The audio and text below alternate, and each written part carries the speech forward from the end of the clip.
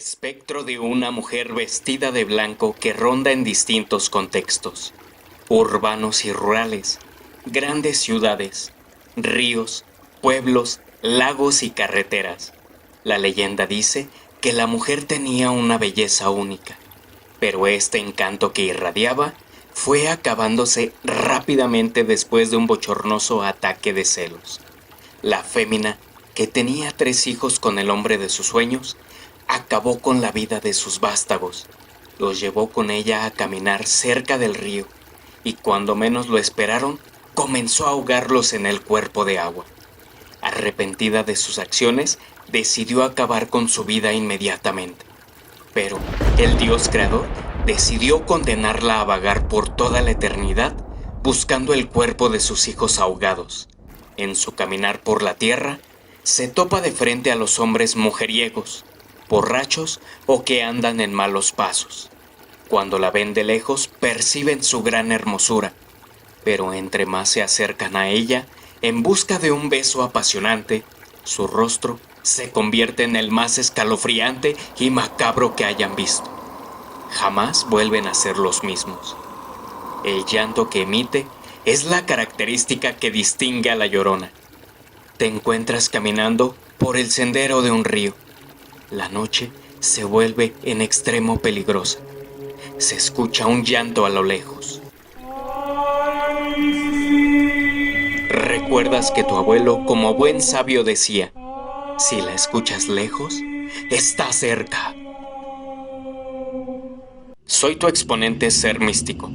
En esta serie traigo para ti los orígenes de los personajes míticos de terror más importantes en el folclore mexicano, los cuales se han internacionalizado y adaptado a cada contexto que viven las distintas naciones latinoamericanas y en algunos países de Europa y Asia. La Llorona, un ente que ha trascendido a través de la tradición oral y escrita, ha visto modificado su mito a lo largo de la historia, pero mantiene, en esencia, todas sus características a pesar de la diferencia de los contextos en los que se sitúa.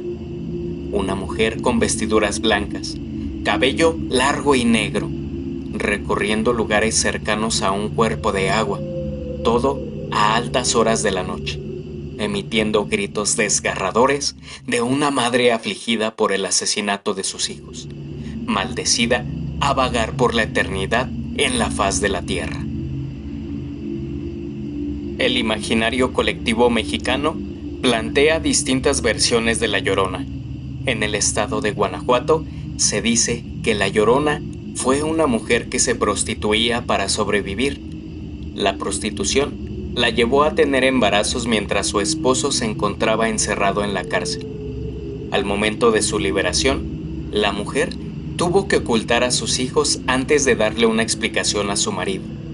Pero, tras ocultarlos en la parte trasera de su propiedad, donde al lado se encontraba un río, se suscitó una gran tormenta y los niños fueron arrastrados hacia el río para posteriormente fallecer. Otra versión en Veracruz dicta que La Llorona fue una hija mal agradecida con su propia madre, al huir con un hombre con quien concibió hijos. Desafortunadamente, al poco tiempo su esposo falleció. En su desesperación por arreglar la relación con su madre, regresó a buscarla. En su retorno, se enteró que también su progenitora había muerto, y a su vez, por el remordimiento que sentía, ella también trascendió, dejando a sus hijos desamparados. Nos cuestionamos entonces, después de exponer estas versiones, ¿de dónde proviene el mito de La Llorona? ¿Cuál es el verdadero origen del cual desemboca una de las historias más trascendentes y cómo impactan en las esferas sociales y religiosas, no solo en México, sino en otras partes del mundo donde la leyenda es conocida? Definamos y expliquemos primero qué es el mito. El mito establece una definición de actuaciones sobrenaturales en el plano terrenal, acciones que no tienen una definición lógica en el pensamiento humano. Los mitos dan a conocer el origen de las cosas, pero no se genera de una idea externa, sino experiencias vividas por los propios personajes sociales que acontecen en determinado tiempo y espacio geográfico, pero que tienen un enfoque ritual que sobresalta dentro de las experiencias cotidianas y precisamente se exploran dentro de un plano sobrenatural donde los objetos y seres sufren una transfiguración fantástica. El mito establece una particularidad única en el tiempo, debido a que se rememora las condiciones y características exactas del contexto en el cual se vivió. El mito hace posible la conexión sagrada y profana del hombre con un plano dimensional distinto. De igual forma, satisface una curiosidad, lejos de las explicaciones científicas, las cuales son remarcadas como esenciales en el desarrollo y estabilidad de la civilización y la estructura de la misma sociedad. Es importante mencionar que el mito funge como la máxima representación de la expresión del proceso del pensamiento humano. Autores como Mircea Eliade, Lévi-Strauss han ahondado en este tema y se recomienda tener un acercamiento a la lectura de sus definiciones y perspectivas acerca del mito. Hay que especificar la idea desde un principio que el origen de La Llorona es difícil de precisar, debido a que las leyendas de esta entidad fueron transmitidas durante más de 300 años a través de la memoria individual y colectiva, tomando la tradición oral como el eje más importante en la historia. Aunque, por las características que representa, se podrá asociar el mito de La Llorona con algunas diosas madres que existieron en el pasado prehispánico, debido a que diversos intelectuales del siglo XVI y siglo XIX así lo han establecido como base, dentro de las cuales se podrán encontrar 3 perspectivas distintas acerca del tema: La Llorona memoria, La Llorona mítica y La Llorona histórica.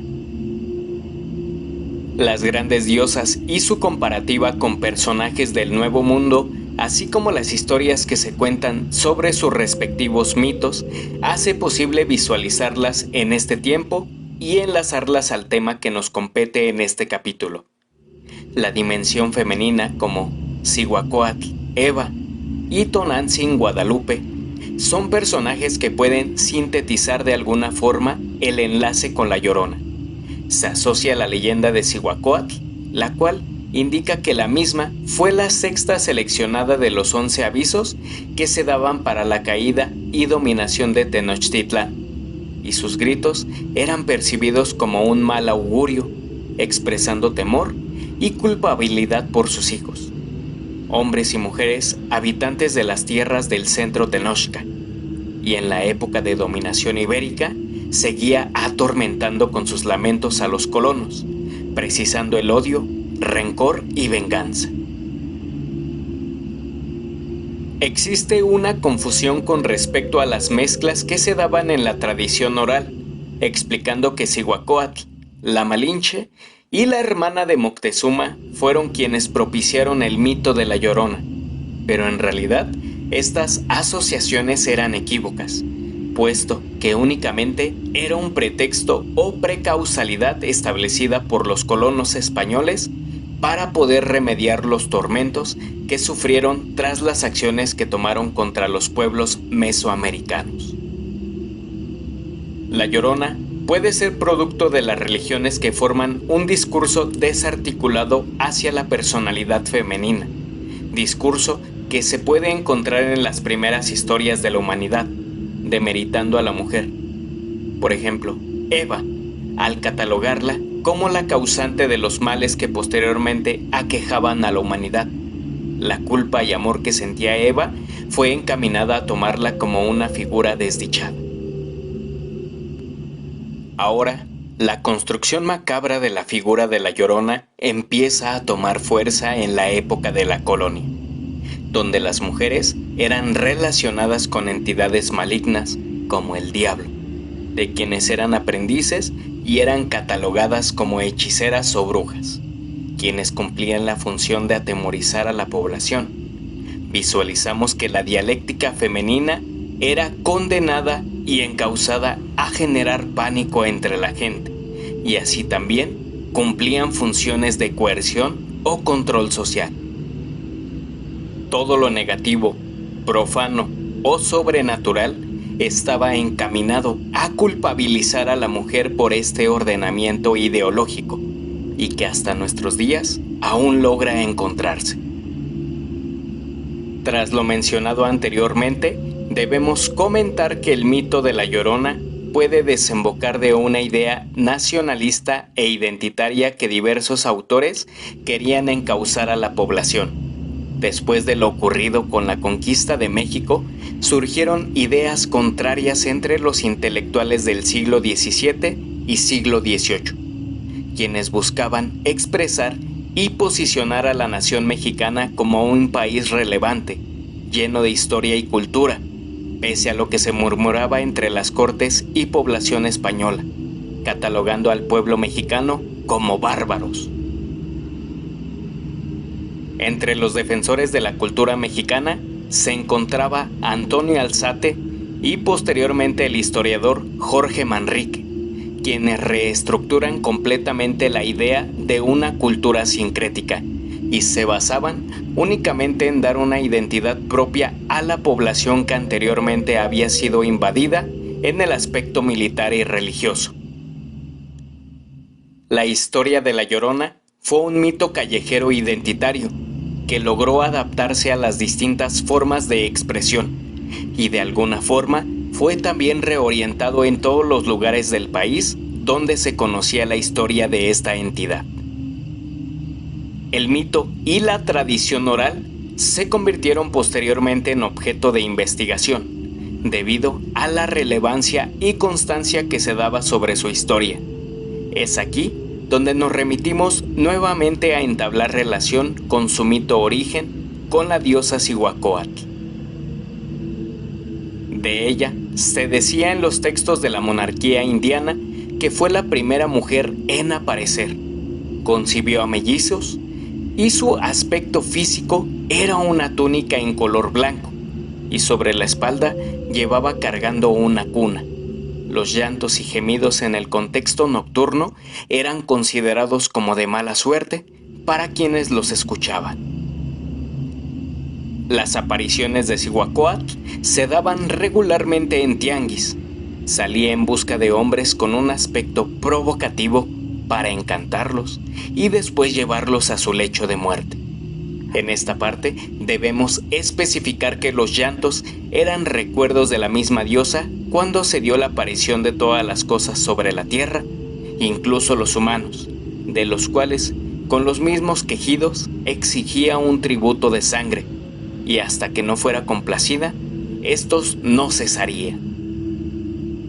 En otros textos como de Fray Diego Durán y Francisco Hernández también se extrajeron características similares, donde la diosa Zihuacóatl buscaba saciarse con sangre o corazones humanos, y a su vez que su llegada al plano terrenal era considerada evidencia de futuros infortunios o males que estarían aquejando a la población. Otra de las referencias que encontramos en otros textos son los de Juan Gutiérrez, titulada Historia de Huaxtepec, y de Diego Muñoz, que lleva por nombre Historia de Tlaxcala. El primero hacía referencia a la diosa llamada Diosa Joven, descrita con un gran labio por donde lanzaba fuego, ojos enormes, y durante todas las noches la escuchaban lavar ropa cerca del pozo y llorando, aunque nunca lograron explicar el por qué lloraba. El segundo texto se refería a una fémina que durante las noches se le escuchaba llorar por sus hijos. Este suceso se dio antes de la invasión de los colonizadores españoles a Mesoamérica. Los textos que se mencionan pueden tener una historia similar, pero se desconoce su originalidad, recordando que el mito de La Llorona se había esparcido de una forma impresionante, y cada uno de los autores pudo haber adaptado la historia de acuerdo al contexto en que ellos y la población que les rodea se encontraban. pero sí habría que resaltar que todos ellos hacían referencia a la diosa Cihuacóatl. Todas las historias poseían al menos una o dos características que hacían referencia a ella. Ahora, entonces, daremos un acercamiento hacia la genealogía de La Llorona, pero todo llevado en la dirección Foucaultiana, es decir, con posibles conexiones de las percepciones del mito. Michel Foucault establecía la genealogía como una forma de militancia referido a aumentar el conocimiento histórico. Es decir, el eje de esta genealogía debe ser capaz de mantener oposición contra un discurso formal, científico y teórico, y llevar la búsqueda de forma que todo sea más profundo en su historia. Todo en sentido que la genealogía que propone no pretende llevar la investigación de los orígenes por medio del tipo genético, sino de establecer conexiones con otras entidades a través de las características, funciones y estructuras que llevan a cabo por sí mismas y para con la sociedad en la cual se esté situando. Sabemos que La Llorona funge como un medio de control social que nos lleva a la práctica del ejercicio del poder, en cuanto a dimensiones visuales, auditivas y alucinatorias. El poder puede representar también un arquetipo por medio de una figura o entidad como la que estamos tratando, a sabiendas que las poblaciones mesoamericanas contaban con una gran riqueza cultural e histórica antes de la llegada de los invasores, y posterior a ellos hubo una reconfiguración del mismo poder para mantener una coerción social. Y esto se logra en primer lugar teniendo una base como las diosas comentadas anteriormente. Todo esto nos lleva a encontrar ese sustrato psíquico y cultural del cual se desenvuelve la genealogía. Las características principales serían el miedo y la figura femenina, desde donde se partiría para encontrar los orígenes de La Llorona.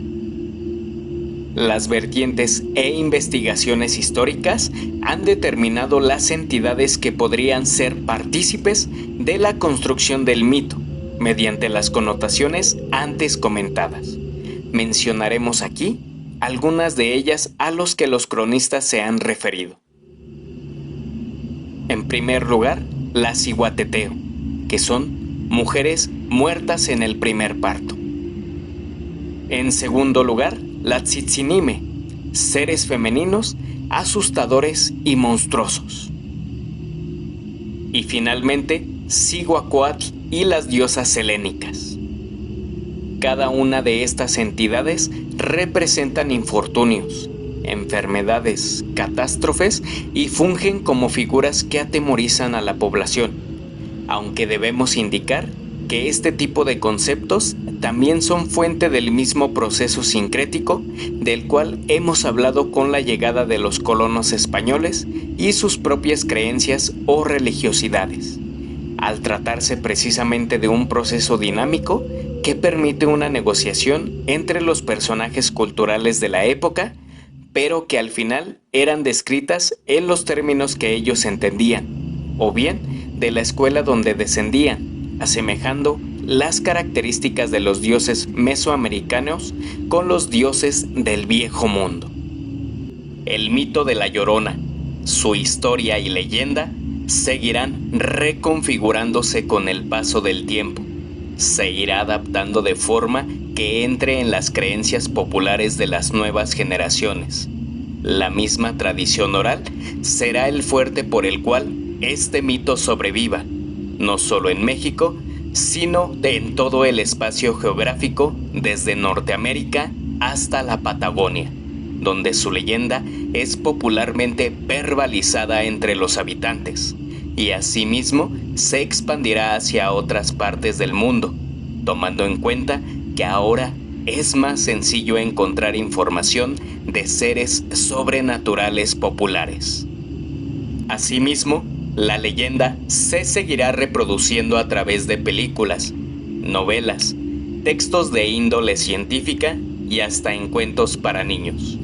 Como conclusión, debemos pensar y repensar todo lo que conlleva el mito, las comparaciones con las diosas antiguas, personajes populares como la Malinche e incluso con las mismas mujeres de determinado contexto histórico quienes alimentaron la construcción de La Llorona.